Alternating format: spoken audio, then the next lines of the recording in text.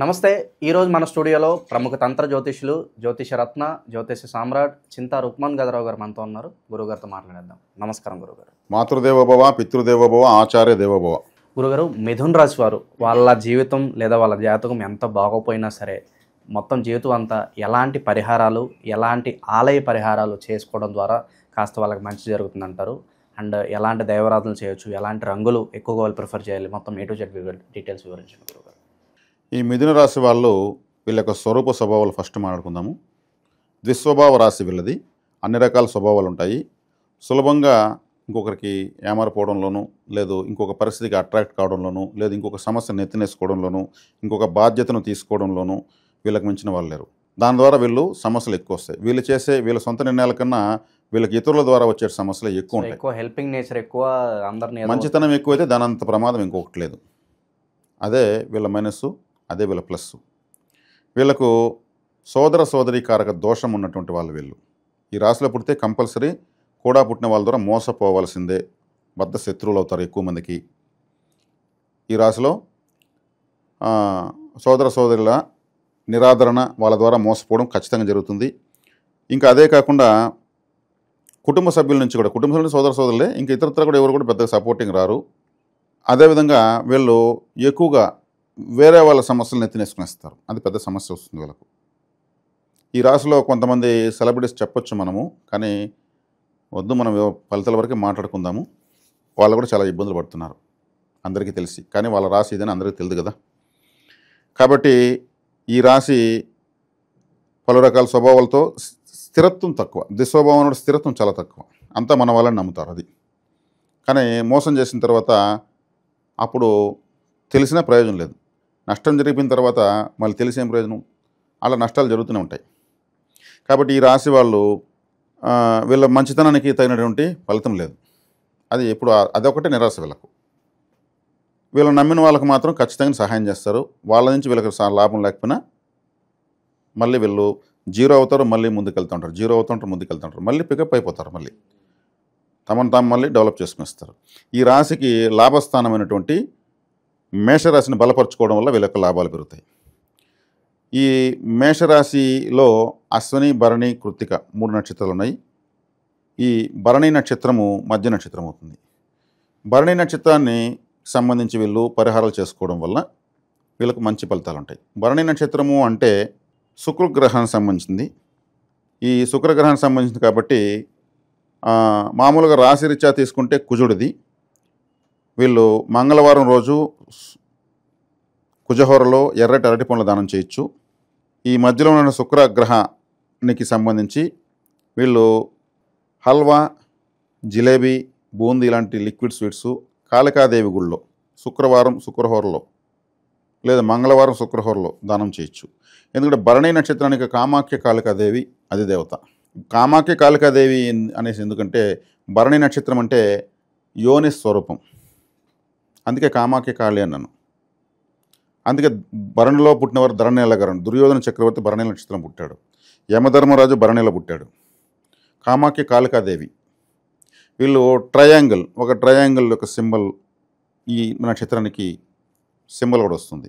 కాబట్టి కామాఖ్య కాళికాదేవి లేదా కాళికాదేవి ఆలయంలో శుక్రవారం శుక్రహోరలో లేదా మంగళవారం శుక్రహోరలో లిక్విడ్ స్వీట్స్ జిలేబీ, హల్వా, బూందీ, రసగుల్లా ఇట్లా పాయసము లాంటి లిక్విడ్ స్వీట్స్ని వీళ్ళు దానం చేయొచ్చు. చేయడం వల్ల ఆ నక్షత్రం నుంచి వీళ్ళకు బెనిఫిట్స్ వస్తాయి, అనుగ్రహం వస్తుంది. అదేవిధంగా ఇక వీళ్ళు దేవతా పరిహారం తీసుకుంటే, ఆలయ పరిహారం తీసుకుంటే కూడా కాళికాదేవారాధనే.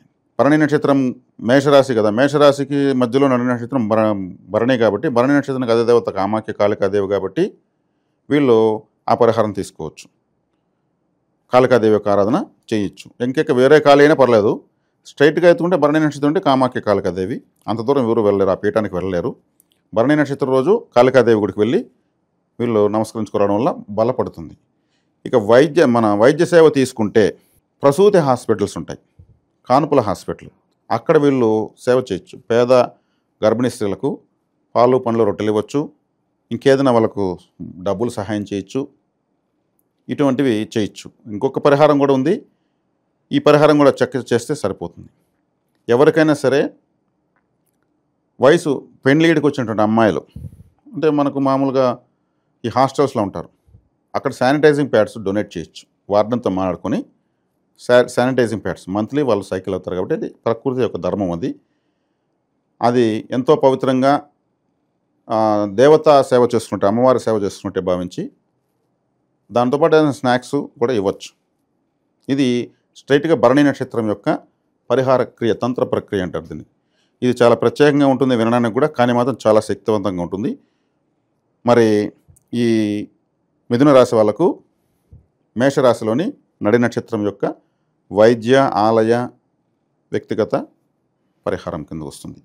కాబట్టి ఇక 6వ నక్షత్రం వీళ్ళకు అంటే దీంట్లో మృగశిర నక్షత్రము, ఆరుద్ర నక్షత్రము, పునర్వసు నక్షత్రం, ఈ 3 నక్షత్రాలు ఉంటాయి. మృగశిర నక్షత్రానికి సాధన తార, 6వ తార అంటే సాధన తార. వీళ్ళు చేసే పనులు సక్సెస్ కావాలి. మృగశిర అంటే ఆరుద్ర, పునర్వసు, పుష్యమి, ఆశ్లేష, మఖ. 6వ నక్షత్రం మఖా నక్షత్రం, మృగశిర నక్షత్రం. మఖా నక్షత్రం అంటే ఏంది? పితృదేవతలు, పితృ నక్షత్రము. కాబట్టి వీళ్ళ యొక్క పితృదేవతలకు ఇష్టమైనటువంటి మఖా నక్షత్రం రోజు ఏదైనా నమస్కారాలు చేయడము, ఆరాధించడము, వాళ్ళ ఫోటోలు పెట్టుకోవడము, మఖా నక్షత్రం వచ్చిన రోజు వాళ్ళ పితృదేవతను తెలుసుకుని ఏదైనా దానం చేయడము, వాళ్ళకి మోక్షం కలిగేలాగా ఏదన్నా చేయొచ్చు. వీళ్ళు చేసే దాన ధర్మాలు వాళ్ళకు పుణ్యం లభిస్తుంది, వాళ్ళకి ఆశీర్వాదం మాత్రం వీళ్ళకి వస్తుంది. ఎందుకంటే అది పితృ నక్షత్రం, వీళ్ళ పితృ నక్షత్రం కాబట్టి వీళ్ళ తాత ముత్తాతలు ఎవరైనా బాగా బతికిన వాళ్ళ ఫోటోలు వీళ్ళు పెట్టుకొని చూడొచ్చు. సాధన తార చూస్తూ ఉన్నట్లే సింపుల్ అయిపోయింది. తర్వాత ఆరుద్ర నక్షత్రం. ఆరుద్ర నక్షత్రానికి పుబ్బా నక్షత్రం 6వ నక్షత్రం. పుబ్బా నక్షత్రం అంటే అమ్మవారు, నిమ్మపండు. కాబట్టి వీళ్ళు లెమన్ రైస్ ఇష్టంగా తినచ్చు, లెమన్ పికిల్స్ తినచ్చు, లెమన్ జ్యూస్ తాగొచ్చు, నిమ్మకాయలతో దీపాలు పెట్టచ్చు, నిమ్మకాయల మాల వేయచ్చు. లెమన్ ఒక తట్ట నిండా ఉన్నటువంటి ఫోటో ఒకటి అద్భుతంగా డిజిటల్గా 3D ఎఫెక్ట్లో హాల్లో కూడా పెట్టుకోవచ్చు. వీళ్ళు సాధన తార వీళ్ళు చూసినట్టు అవుతుంది. అమ్మవారికి నిమ్మకాయ దీపాలు అంటారు, ఇంక వేరే కాయలు లేవా? ఉన్నాయి. వంకాయల్లో కూడా దీపాలు పెడతారు, చాలామంది తెలియదు ఈ విషయం. పండ్లన్నీ కూడా పండ్లల్లో మధ్యలో నూనె పోసి పెట్టేవాడు, గుమ్మడికాయలు దీపాలు పెడతారు. అవన్నీ ఇంకా చాలా వేరే సబ్జెక్టులు మారదాం, కానీ మొట్టమొదటిగా నిమ్మకాయలో దీపాలు పెడతారు, అందరికీ తెలుసు.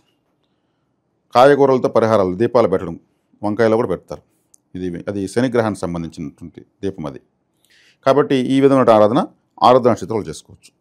ఇక పునర్వసు నక్షత్రం వాళ్ళకు ఉత్తరా నక్షత్రము సాధన తార అవుతుంది.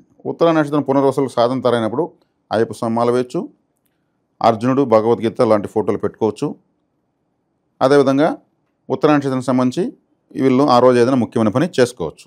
ఏం చేసినా సాధన తార రోజు చేసుకోవడం వల్ల వీళ్ళకి మంచి ప్రారంభించే పనులు సక్సెస్ఫుల్ అయ్యి లాభాలు మనం 11వ స్థానాన్ని యాక్టివేట్ చేస్తాం. లాభము అనేది కలిగేదానికి అవకాశం ఎక్కువ ఉంటుంది.